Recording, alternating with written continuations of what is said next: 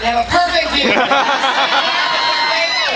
glad to see you on the banks of this magnificent river. Mayor Smith told me that you all are going to start a river walk. I think you're going to cut the ribbon or something tomorrow. Mayor Smith gave me a key to the city, so I'll have to come back sometime and see that.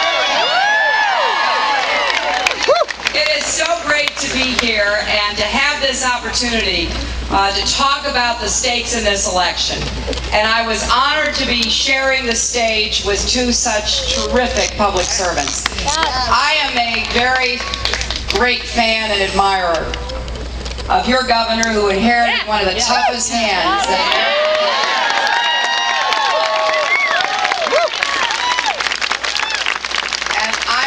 difficult the decisions were, because she had to govern. You know, when you're a governor, it's not like being a Republican president where you just spend the money and you go deeper and deeper in debt. And a totally nonpartisan magazine a little back ago said, it's called Governing Magazine, said that Michigan is one of the 3 best governed states in America.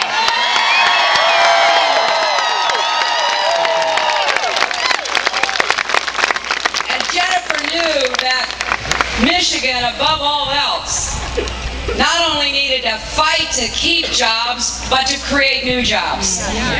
And that's why the emphasis on clean, renewable energy is so important to Michigan. You've got the workforce, you've got the critical mass of people and facilities.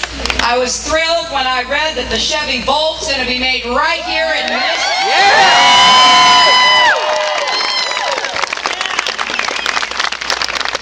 And earlier this morning, I was in Washington voting with your great senators. Both Senator Levin and Senator Stabenow were there, and Senator Stabenow was going to come with me. She picked this date. She was so looking forward to coming.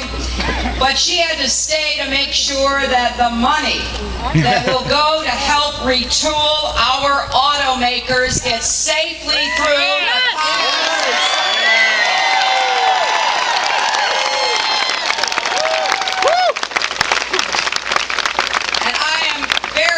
To see Mark Schauer here and how well he is doing.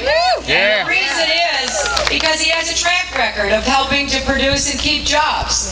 He's done it as a state senator in the 7th district. He's running to become your member of Congress. He represented about 40% of that district. For those of you who weren't represented by him, talk to people, look around. This is a doer. This is somebody who got into politics and public service for the right reasons, to actually help people and solve problems and produce results. So I'm looking forward to having Mark up in the Congress. We're going to need all the help we can get. And I also want to recognize another great friend of mine, your former governor, Jim Blanchard, and his wife, Janet.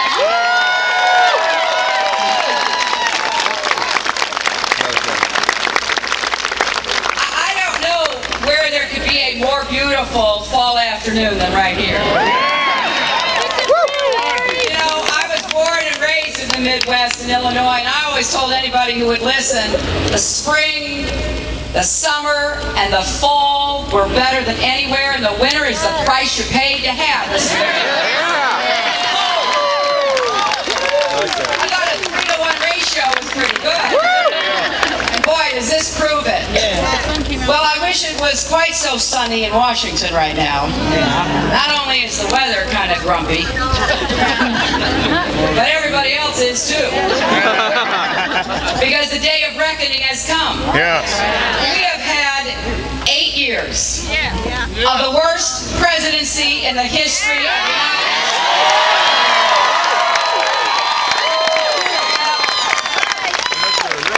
I think there is an opinion that now is widely held, not just by Democrats and independents, but a lot of Republicans too, because we're looking at facing this financial catastrophe that did not have to happen. That's right. Yeah. You know, the people who were supposed to be watching what went on in the financial markets were either uninterested because for ideological reasons they don't believe in government regulation, or they were incapable of doing the job that they were asked to do. But the bottom line, unfortunately, is that we're facing some tough choices. And Michigan has a big stake in making sure that we don't see more and more banks collapse and more businesses not be able to borrow money and fewer jobs because of the cascading effects of the financial crisis.